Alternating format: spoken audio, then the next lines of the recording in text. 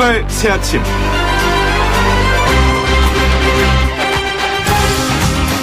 여러분 안녕하십니까? 2020년 1월 13일 월요일 아침이 밝았습니다. 어제는 고 박종철 열사의 33주기 추모제가 열린 날이었죠. 민주화 운동을 하다가 경찰로부터 전기고문, 물고문 등 갖은 고초를 겪던 박종철 열사가 남영동 대공분실 509호 조사실에서 1987년 1월 14일 오후 11시 20분께 사망한 것을 기리는 행사였습니다. 하지만 20대 초반의 청년이 민주주의를 외치며 희생된 지 33년이 지났어도 21세기가 시작되고 20년이나 지났어도 아직도 대한민국의 민주주의는 ING인 것 같습니다. 여야 정치인은 말할 것도 없고 검찰총장마저도 국민만 바라보고 뚜벅뚜벅 걷겠다고 하지만 정작 국민은 그들이 진정으로 국민을 생각하는지 의구심마저 드는 상황이기 때문입니다. 진정한 민주주의 완성을 위해 노영의 출발 새 아침, 오늘 아침도 더욱 열심히 노력하겠습니다. YTN 라디오 노영의 출발 새 아침, 지금부터 시작합니다.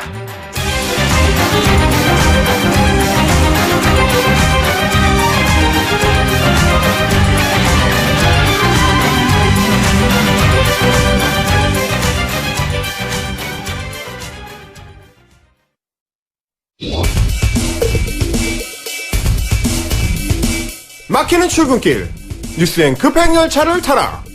헬마 뉴스. 답답한 출근길 진짜 뉴스를 시원하게 뚫어드리는 헬마 뉴스. 오늘도 헬마우스 임경빈 작가 나와 있습니다. 안녕하세요. 안녕하세요, 헬마우스입니다. 네, 주말은 잘 보내셨습니까? 예, 주말은 업무와 함께 즐겁게 보냈습니다.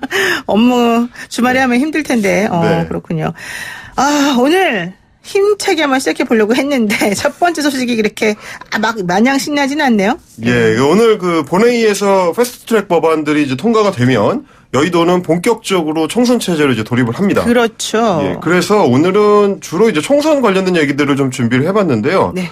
먼저 헬마 뉴스 우리 청취자들이시라면 아주 관심이 많으실 비례자유한국당의 명칭과 관련된 소식입니다. 그렇군요. 네, 어떤 겁니까? 예, 오늘 선관위에서 그 비례자가 들어간 그 정당들의 명칭을 허용할 건지 네. 이 여부를 오후에 이제 회의를 통해서 결정을 한다고 하는데요.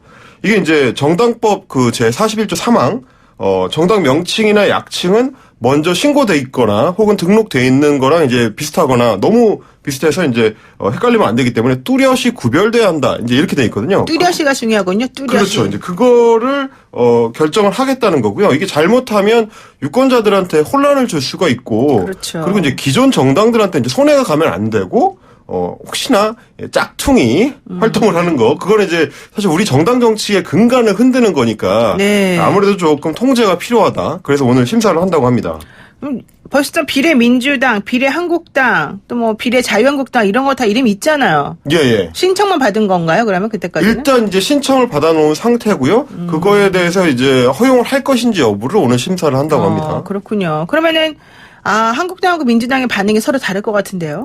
맞습니다. 그래서 이제 비례민주당 같은 경우는 민주당이랑 아무 상관없는 사람들이 이제 신청을 한 거기 때문에 그렇죠. 민주당 입장에서는 이게 나오면 유권자한테 명백하게 혼란을 줄 수 있다. 네. 그래서 우리는 이거 반대한다라는 입장이고, 거꾸로 이제 말씀하신 대로 비례자유한국당 같은 경우는 자유한국당이 이게 나서서 직접 추진하고 있기 때문에 그렇죠. 이거를 그러면은 어떻게 해야 되느냐, 이 문제가 조금 갈등인 거죠. 게다가 이제 말씀하신 대로 이제 비례한국당은 또 별도로 있습니다. 네. 그러니까 이제 여러 가지가 지금 혼재가 돼 있는 상황이죠.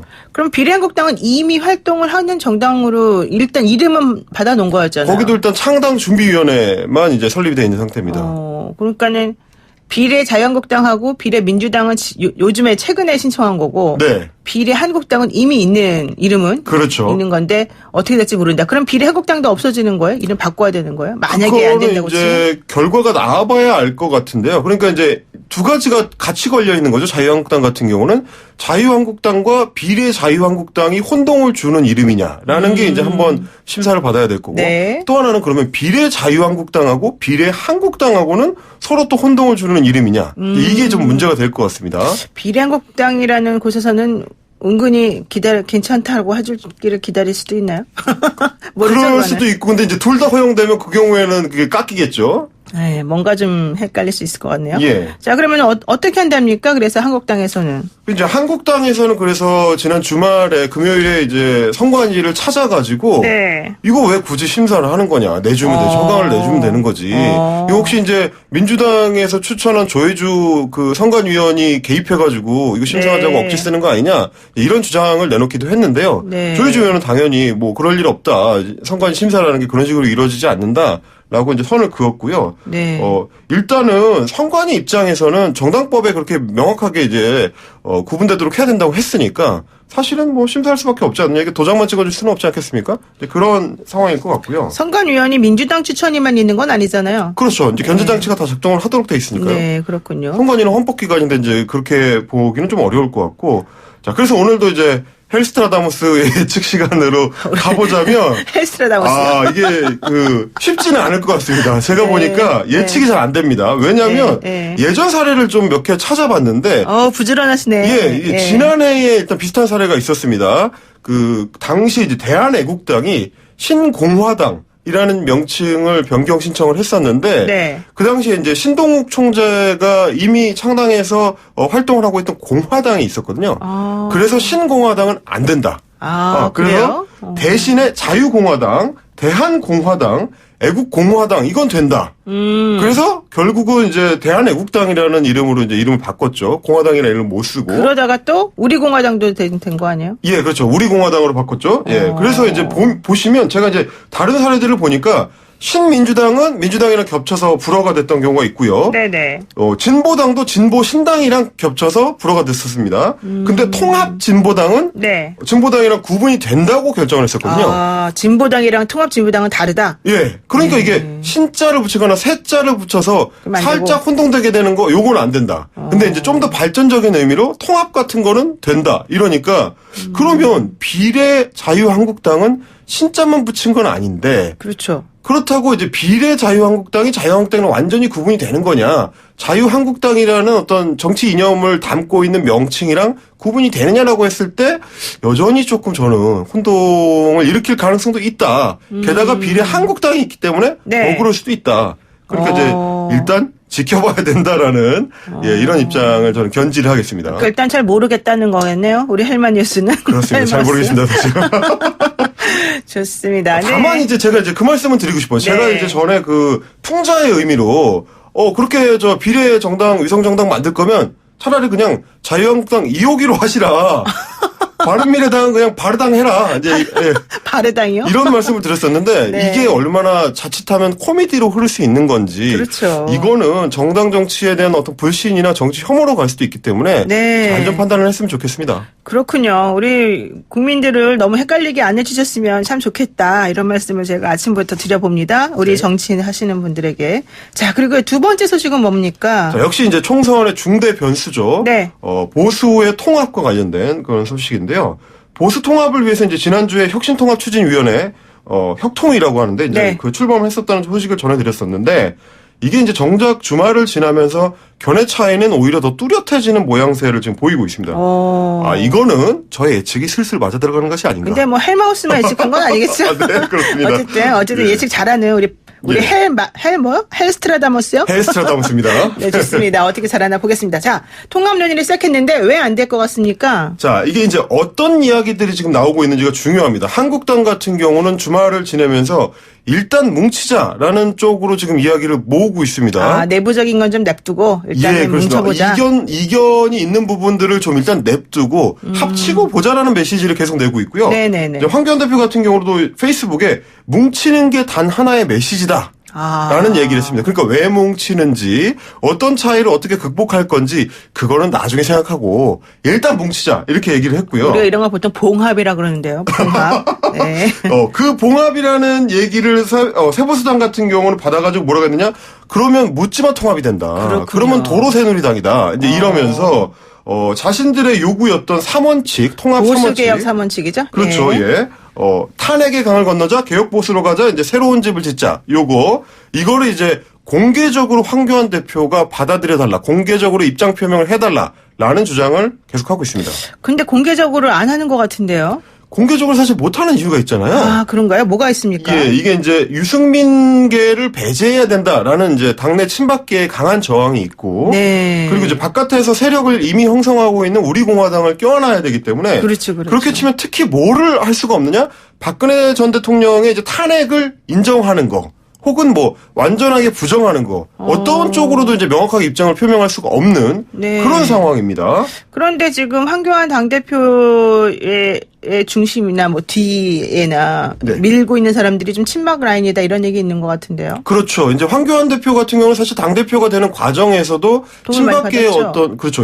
암묵적인 어떤 지원을 받았다는 네네. 게 이제 사실이기 때문에 자칫하면 자신의 이제 지지 기반이 통째로 흔들릴 수 있는 그러면 뭐 이제 자유한국당의 그 친박계 입장에서는 굴러온들 아니냐 이제 이렇게 저항을 할 수도 있기 때문에 네. 그런 부분을 신경 쓸 수밖에 없는 거죠. 그렇군요. 자, 그리고 오늘 세 번째 소식은 뭡니까? 자, 중요한 소식이라서 이제 제가 대만 총통 관련된 대만 총통 선거 관련된 얘기를 가져왔는데요. 네. 반중국 성향이죠. 이제 대만 독립을 주장하는 차이잉원 현 총통이 재선에 성공을 했습니다. 아, 그래요? 예, 그야말로 압도적인 승리를 거뒀는데요. 57.2%를 득표를 했고요. 네. 대만 총통 선거 역사상 처음으로 800만 표를 넘겼습니다.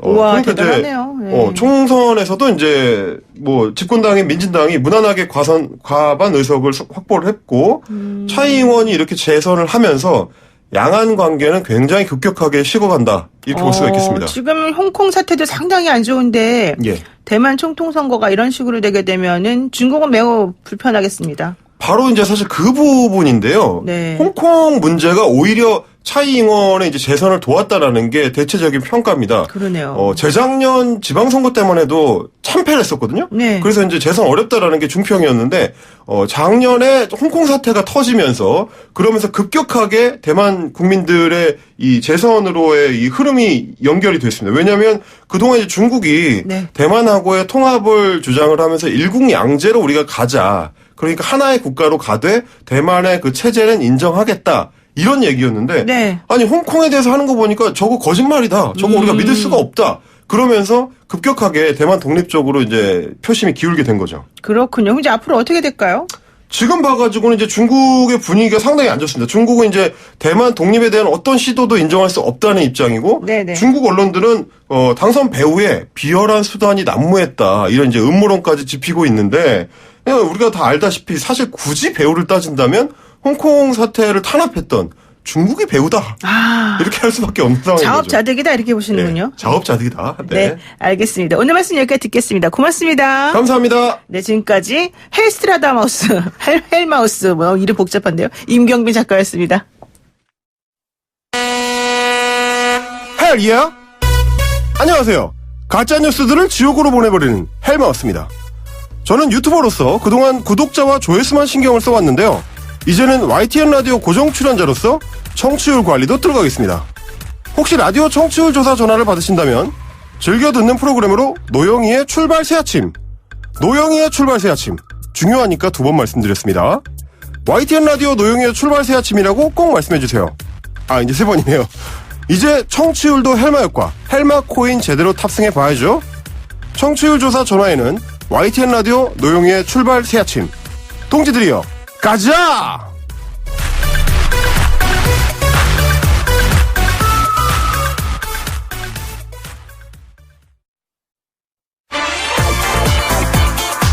정치 강대강 제대로 붙어보시죠. 여의도 촌철살인. 네, 월요일의 정치 토크 여의도 촌철살인 날카롭고 예리한 두 분의 정치 분석 시작해 보겠습니다. 더불어민주당의 민병대 의원 나오셨고요. 안녕하세요. 예, 안녕하세요. 자유한국당의 김용태 의원 함께합니다. 안녕하십니까? 예, 안녕하십니까? 네, 저희 이 두 분 의원 나오시면 각자 여쭤볼 것들이 너무너무 많다는 그런 민원에 따라서 공지해드리겠습니다. 단문 50원, 장문 100원이 소요됩니다. 샵 0945, 우물정 0945로 문자 주시면 제가 성심성의껏 걸러서 여쭤보도록 하겠습니다. 자, 우선 첫 번째 얘기할 게 좀 살펴보겠습니다. 오늘 검경 수사권 조정 법안 처리하고 정세균 총리 인준안 표결이 지금 국회 본회의에서 있을 예정이다. 그리고 특히 한국당이 필리버스터를 안 하기로 하면서 좀 일괄 처리될 법안 같은 것들은 일괄 처리될 가능성이 높다 이런 얘기 지금 하고 있는데 본회의에서 이거 어떻게 보시는지 우선 좀 반대쪽 입장이시라고 해야 될까요? 김영태 의원께서 먼저 얘기해 주실까요? 뭐 안타깝지만 오늘 뭐 잘 처리될 것 같습니다. 안타깝지만 잘 처리될 거라는 말 속에 네. 참 우리 자유한국당의 이 현실과 이 비애가 담겨져 있는데요. 뭐 일단 국무총리 네. 인준안 표결이야 정상적으로 처리돼야 마땅하지요.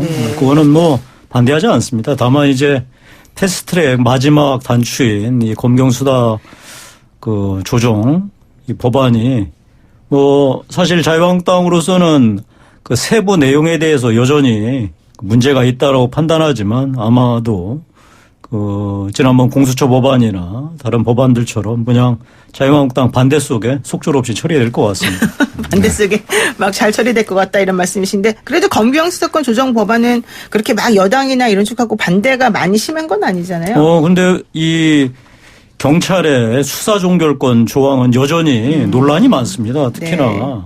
오늘 2%에서도 나왔지만 가수 승리. 네. 우리 국민들 얼마나 공분을 사지 않았습니까? 그렇죠. 그런데 그 당시 경찰 수사는 그야말로 흐지부지 돼가지고 네. 아무 일도 없었다는 듯이 처리됐지만 나중에 이제 속속들이 사실들이 밝혀지면서 국민들 공분을 샀는데요. 네. 바로 그 사건에서 문제가 됐던 게 경찰의 일방적인 사건 종결이었거든요. 바로 이번에 이 오늘 처리되는 검경수사 이 조정 내용 중에서 네네. 가장 큰 문제가 경찰의 일방적인 사건 종결권을 경찰에 이제 부여하는 건데 어떤 이 부분에 대해서도 오늘 뭐 통과될 수밖에 없을 것 같은데요. 네. 향후 우리 사법 체계가 근본적으로 바뀌었을 때 어떤 일이 벌어지는지 결국은 국민들과 역사가 심판할 수밖에 없을 것 같습니다. 네, 좋습니다. 우리 민병재 의원님 어떠세요?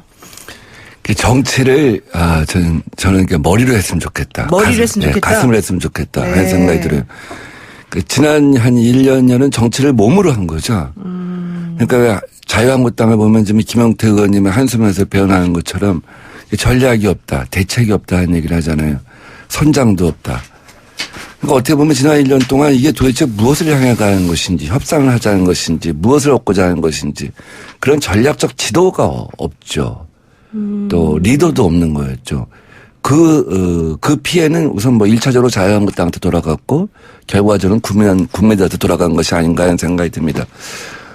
국무총리 인준 표결안부터 이제 먼저 처리하게 되어 있죠. 국회는 모든 의사 일정을 처리할 때 인사안부터 처리하게 되어 있습니다. 그 다음에 검경 수사권 조정과 관련된 것입니다. 근데 지난번 임시국회에서 필리버스터를 갖다가 신청한 자유한국당이 필리버스터 발언을 하겠다는 의원 명단을 제출하지 않아서 필리버스터가 종료가 됐습니다. 네, 종결됐죠. 예. 네. 안 하기로. 예. 그래서 사실상 오늘 추가로 그것을 신청한다는 것도 좀 어색하고 그래서 아마 오늘 역사적인 날이 될 것이다 하는 생각이 듭니다.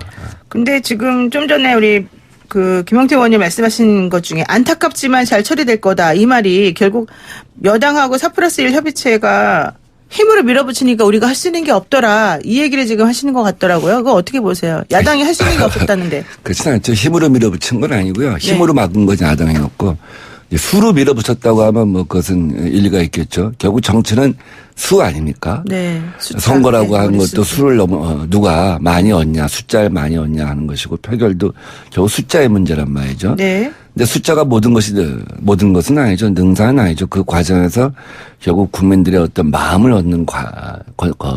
이게 굉장히 중요하죠. 숫자만 갖고 밀어붙였다가는 국민의 마음을 잃는 건데 저희는 기본 숫자를 갖고 국민의 마음을 얻는 과정을 같이 했다 이렇게 봅니다. 그래서 지금 여론 지형에 큰 변화가 없는 것도 아마 그런 것을 병행했기 때문에 그런 것이 아닌가 하는 생각이 듭니다. 그렇군요.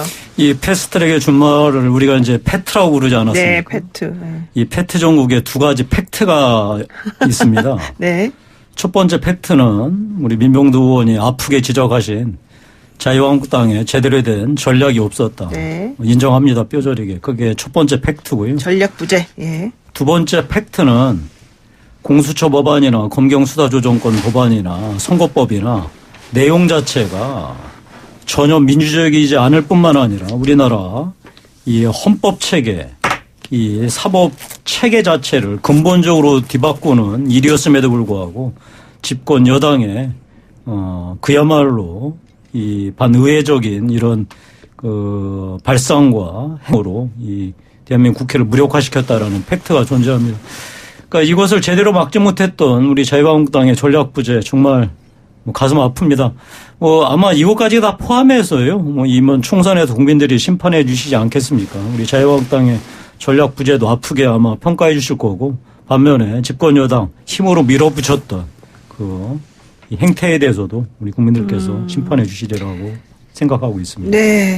자, 그러면은요. 어쨌든 오늘 오늘 본회의에서 이제 이게 통과될 가능성이 매우 높다. 물론 정세균 총리 인준안도 표대결을 하게 되면 무난히 통과될 거라는 의견들이 많이 있는데요. 그렇다면 이제 기존의 것은 그렇다고 치고 이제 앞으로 나아가는 게 문제라서 이 총선 준비를 이제 어떻게 잘하느냐가 중요할 것 같습니다. 그러면 한국당 같은 경우에는 혁신통합추진위원회를 만들어서 대통합을 한번 이뤄보겠다. 이게 보관이라기보다는 그게 이제 전략인 것 같은데 이거 잘 될까요? 어떻게 보세요, 김영태 의원님은? 만시지탄이지만 뒤늦게나마 이 통합에 물꼬를 튼 거는 천만다행입니다. 다만 이 통합의 전제가 네. 이 국민들 정말 얼굴 보기 싫은 분들 좀 이번 총선에서 나서지 말아달라. 즉 이 인적 혁신이죠. 인적 혁신과 병행하든지 인적 혁신이 선행되어 있어야 되는데 네. 이 부분이 좀 앞뒤가 안 맞는 측면이 있는 것 같습니다. 아마 그러다 보니까 이 통합 과정에서도 여전히 통합이라는 대의에 네. 이 저항하는 듯한 이 발언과 행동을 하는 이 사람들이 왕왕 지금 나타나고 있습니다.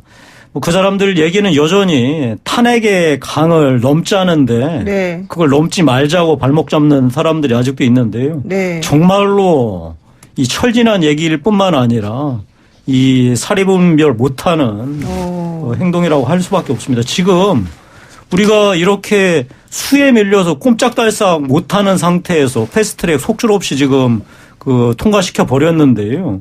이 상황에서도 여전히 아직도 과거 얘기하고 있으면 어떡합니까? 따라서 황교안 대표도 얘기하셨잖아요. 이 뭉쳐야 산다. 뭉치는데 다른 조건이 있을 수가 있겠습니까? 따라서 일단 이 자유한국당 마지막 이 기사회생의 마지막 기회다 생각하고 통합에 정말 가차없이 매진해야 되지 않을까 싶습니다. 그렇군요. 얼굴 보기 싫은 사람이 있어도 일단 참고 가시겠다 이런 뜻으로 지금 얘기 나오고 탄핵의 강을 건너자 이 얘기를 왜 대체 아직까지 하고 있느냐 이제 이런 얘기이신데요. 어떻게 보세요, 민명도 의원님? 남의 당 얘기지만 참 뭉쳐도 별일 없다는 생각이 듭니다. 뭉쳐도 별일 없다. 예. 이게 정말 통합을 하겠다는 건지 아니면 자유한국당으로 선거를 치르겠다는 건지 우리가 알 수가 없어요. 보수통합추진위원회에 합의하고 동의했다는 날 네. 자유한국당이 이번 총선에 1호 공약으로 공수처를 폐지하는 걸 내걸었어요. 네. 아니 없어질 당에 1호 공약은 또 뭡니까? 또 없어질 당에 또 비례대표 영입은 뭡니까? 그럼 어디에서 그 비례대표들을 갖다가 공천을 하겠다는 얘기입니까? 그러니까 제가 볼 때 통합의 의지가 정말 자유한국당 내에 있느냐. 네. 결국 자유한국당 중심주의로 가겠다는 생각이 아마 강할 거고 또 새로운 보수당인가요? 그쪽에서는 새로운 보수당이 어쨌든 그 세력이 얼마 안 되지만 약간 기사회생하겠다는 의지가 강한 거 아니에요? 네. 결국은 이렇게 포장하든 저렇게 포장하든 다시 집은 도로 새누리당이라는 집을 갖다가 짓는 거죠. 둥지는 옛날 둥지로 가는 거고 네. 거기서 이제 말하자면 공천 싸움, 이해 싸움이란 것 그 이상이 아니기 때문에 네. 아마 제가 볼 때는 뭉쳐도 별 볼 일 없다. 별 볼 일 없다. 민병도 의원 말씀 절반의 진실을 담고 있는 것 같습니다. 뭉쳐도 별 볼 일 없다는 말 속에는 인적 혁신 없이는 뭉쳐봤자 별 볼 일 없다는 말하고 일맥상통하니까요. 네. 따라서 어떤 이 보수의 이 승부수는 결국은 과감한 인적 혁신을 통한 이 통합으로 이 귀결돼야지 무언가 국민한테 그나마 선택받을 수 있는 마지막 기회가 되지 않을까 싶습니다. 인적 혁신이라는 게 뭡니까? 그러니까는 공천을 줄 때 뭐 옛날 분들은 빼고 새로운 분들을 한다 이런 건가요? 모든 기준은 국민들이 가리키는 곳을 봐야 되겠죠. 국민들께서 이제 그만 나서라. 지난 이 보수 몰락에 책임 있는 사람들 나설 자격 없다라고 이제 가리키고 있고요. 그 부분에 대해서는 뭐 삼척동자도 다 알고 있습니다. 누가 나서지 말아야 하는지. 그 부분에 대해서는 제가 이 자리에서 구체적으로 말씀 안 드려도요. 이 통합에 스스로 걸림돌이 되는 사람들은 스스로 물러나야 될 것이고 만에 하나 당에서 정말로 험지 출마를 요구한다면 정말 스스로 모든 걸 내려놓는 각오 아래 그런 자리에 마지막 공사라고 나가는 게 맞지 않겠습니까? 제가 뭐 김용태 의원님 말씀에 이렇게 이래라 저래라 할 수는 없는데 제가 김용태 의원님 하시고 싶은 말씀 네. 그걸 제가 대신하면 이런 거예요. 그러니까 네.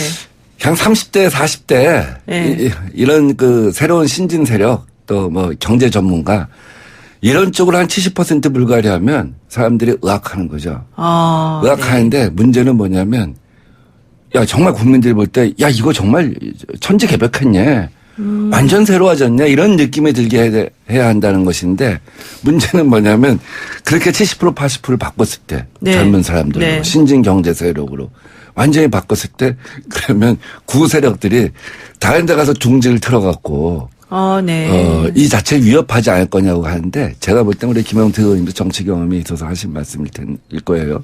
아마 그렇게 한다면 쏠림 현상이 한쪽으로 확 갈 겁니다. 그러니까 전략을 무슨 옛날에 홍준편이 무슨 대권 후보들이 네. 수도권 험지에 나가는 전략이 아니라 그 사람들 자기들이 혼자 홍준표 자기 혼자 대권 후보지 일반 국민들이 볼 때는 벌써 흘러간 노래죠. 옛사람이에요? 옛사람이죠.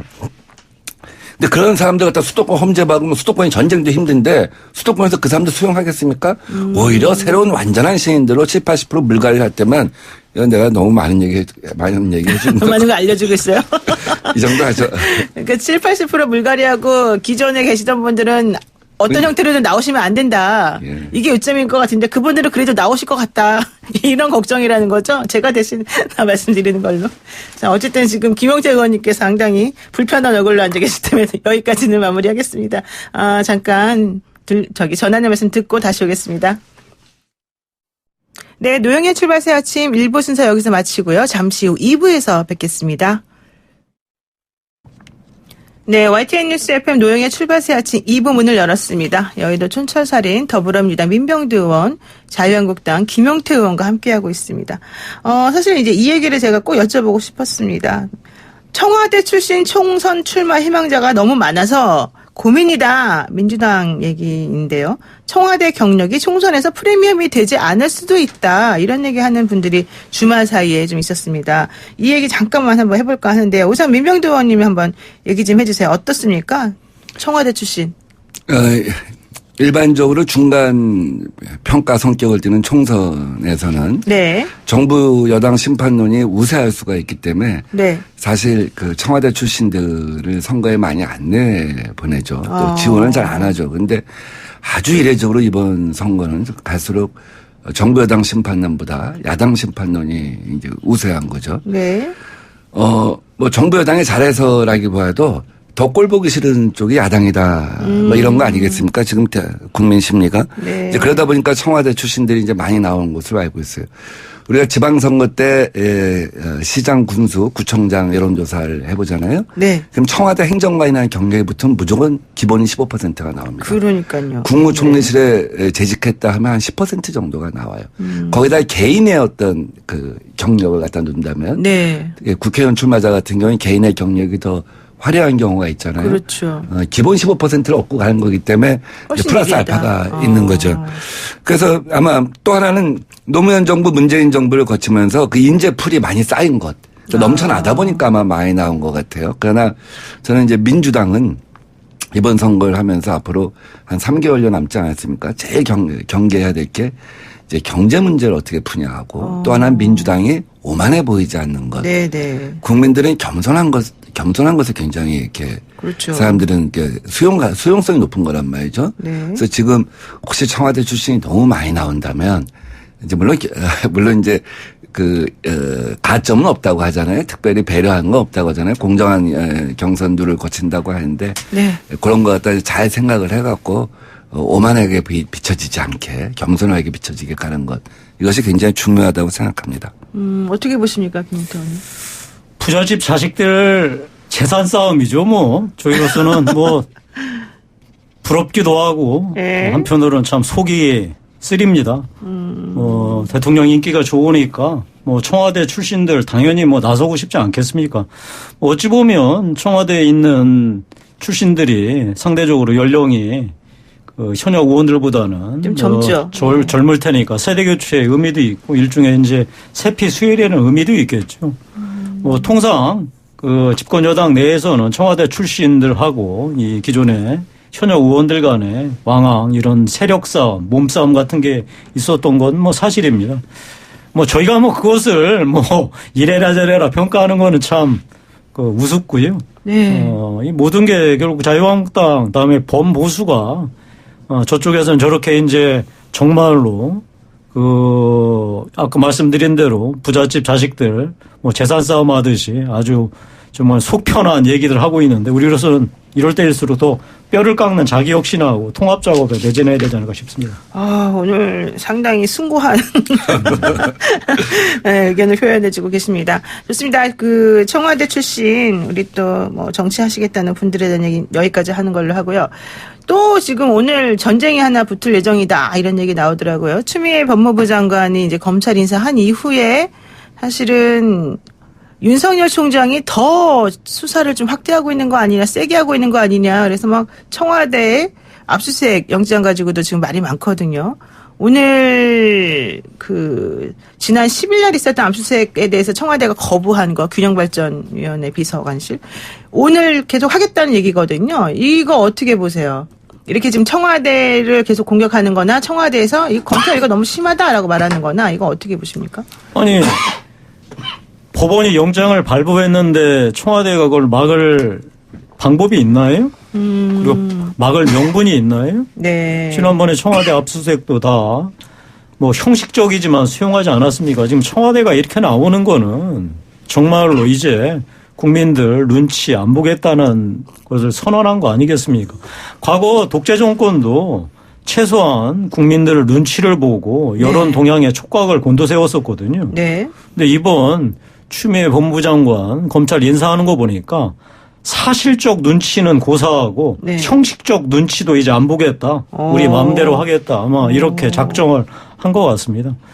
뭐 다시 이제 원점 회귀하겠습니다. 네. 이렇게 청와대나 추미애 법무부 장관이 국민의 그 형식적 눈치마저 내팽개치게 된 것은 결국 우리 그 야당 특히 자유한국당의 전략 부재하고 결국 힘이 없어서 아니었겠습니까? 저희가 내부 잘 추스려서 이번 총선에서 국민들한테 제대로 선택받아서 이것을 거시적인 차원에서 이 청와대 그리고 이 집권 세력을 견제하는 네. 힘을 구체적으로 가져야 할 것 같습니다. 너무 오만하다 뭐 이런 얘기신 건가 봐요? 지금 현재 얘기가?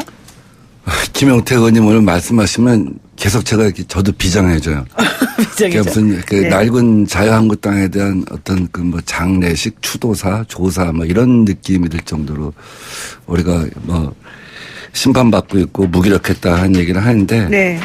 근데 결국 여론 아니겠습니까? 근데 우리 지금 검찰이 계속해서 어떻게 보면 옛날 한국 축구 같은 거죠. 무조건 우겨 넣는 거죠. 정확한 크로스가 아니라 계속해서 우겨 넣고 뭐 어쩌다 한번 결과를 갖다가 좀 바라보는 식으로 이렇게 하고 있는데 이런 거에 대한 국민 여론이 좀 따갑다고 생각해요. 피로감도 굉장히 강하고 그리고 법적 엄밀성도 결여되어 있고 뭐 법원이 영장을 발부했다고 하지만 그다음부터 자기들이 요구하는 목록은 이미 제출, 이미 작성 형식 아닙니까? 그런 것 자체가 위법이고 대략 이런 그림이다. 한번 이렇게 해보자 하는 거 아니겠습니까? 그리고 네. 무슨 균형 발전위까지 뒤져서 이 수사를 해야지만 이게 무슨 사건의 키포인트까지 네. 들어가는 게 아니잖아요. 그럼 정말 거기서 뭐 나와본들 정말 주변부라고 봐요. 혹시 뭐가 있다고 할지라도 생각해 보세요. 이것이 말하자면 청와대가 총선에 개입했다. 뭐 개입한 흔적을 찾겠다는 거 아니에요? 네. 근데 균형 발전위에서 총선이 아니라 지방선거에. 지방선거에 네. 그래서 그렇게 한들, 그래서 무슨 공약에 조금 뭐 관여를 한들, 그것이 무슨 어마어마한 범죄로까지 비춰질 만한 사건이겠냐고요. 그러니까 가서 자기들이 들여다보겠다, 뒤지겠다고 한 것이 기껏 찾아서 적시한 것이 아주 주변부란 말이죠. 그렇다고 한다면 검찰이 현재 파악하고 있는 것 자체가 굉장히 의미가 없는 정도의 수준일 가능성이 크고 그런 짓을 지금 반복하고 있다고 보니까 국민 여론으로부터 이제 외면받고 있는 것이 아닌가 하는 생각이 듭니다. 그래도 예전에 그 박근혜 전 대통령이 공천에 관여한 것이 문제다라고 해서 형사처벌까지 지금 받는 상황인데 그거랑 이거랑 똑같은 거다 이렇게 보는 입장도 있는 거 아니에요? 그래서 그렇다고 한다면 네. 그때 이제 여론조사를 한 거 아닙니까? 네. 그래서 친박 공천을 하고 이제 날린 거 아니에요? 정무수석실이잖아요. 정무수석실은 경우에 따라서는 이제 선거에 관여한 적도 있습니다. 노무현 대통령 때는 정말 선거에 관여 안 했어요. 그때 네. 노무현 대통령이 딱 한 분 비례대표에 이런 분이 됐으면 어떻겠냐 하고 당에다 의사를 물어본 정도이지 무슨 선거에 어떤 사령탑으로서 정무수석실이 역할을 한 적은 없어요. 맞습니다. 그러니까 선거에 어떤 그 개입을 한다면 정무수석실이나 이런 데서 여론조사를 한다든지 이런 방법으로 구체적으로 적시가 되어야 되는 것이죠. 근데 네. 이제는 뭐 뒤지다가 못 뒤져서 어디 균형 발전이 서랍까지 뒤지겠다고 한다면 검찰 수사의 어떤 한계를 보여주는 것이다 이렇게 얘기합니다. 패스트트랙 못 막은 죄는 분명히 있지만 우리 사실관계 팩트는 분명히 합시다.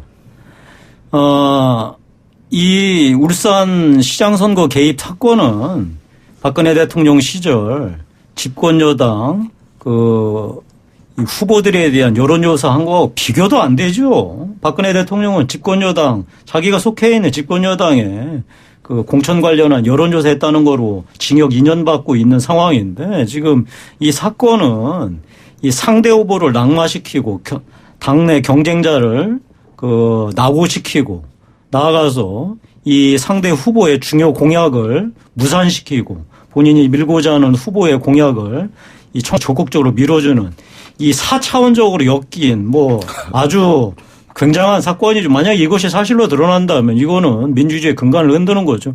다만 지금 뭐 여러 가지 상황이 네.